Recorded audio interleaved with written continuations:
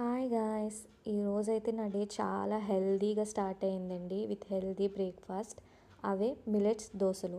ఇదైతే చాలా చాలా సింపుల్ ప్రాసెస్ అండి. ముందు రోజు నైట్ అయితే మనకి అందుబాటులో ఉన్న మిలెట్స్ని నానబెట్టాలండి.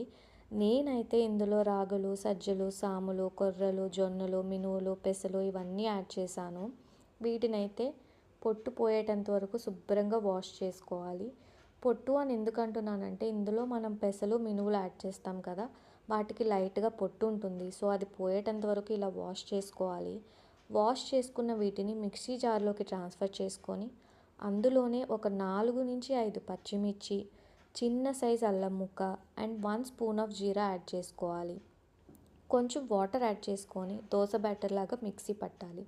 ఈ దోశలు అయితే చాలా హెల్తీ అండ్ టేస్టీగా ఉంటాయండి. దీనికైతే బెస్ట్ కాంబో పల్లీ చట్నీ. డెఫినెట్గా ట్రై చేయండి, చాలా టేస్టీగా ఉంటాయి. ముఖ్యంగా అయితే డయాబెటీస్ ఉన్నవాళ్ళు దీన్ని ఒక మంచి బ్రేక్ఫాస్ట్గా అయితే చూస్ చేసుకోవచ్చు. అంత హెల్తీ అండి ఇవి. ఇలా మిక్సీ పట్టిన ఈ బ్యాటర్ని ఒక బౌల్లోకి యాడ్ చేసుకోవాలి. అందులో మన రుచికి సరిపడా సాల్ట్ యాడ్ చేసుకొని మనం రెగ్యులర్గా వేసుకునే దోశల్లాగే వేసుకోవచ్చు. మీకు కావాలంటే దీనిపైన ఆనియన్స్, జీరా ఏదైనా యాడ్ చేసుకోవచ్చు. నేనైతే ఈ దోశలు ఇంకాస్త హెల్తీగా ఉండటానికైతే 1 స్పూన్ ఆఫ్ కరివేపాకు పొడి యాడ్ చేస్తున్నాను. నేనైతే కరివేపాకు పొడి ఎప్పుడూ రెడీగా ఇంట్లో పెట్టుకుంటానండి. ఎందుకంటే కరివేపాకు అనేది మన హెయిర్కి అండ్ హార్ట్కి చాలా మంచిది. అండ్ ఇది యాడ్ చేసాక ఏంటంటే ఆ దోశలకి ఇంకాస్త టేస్ట్ అనేది యాడ్ అవుతుంది.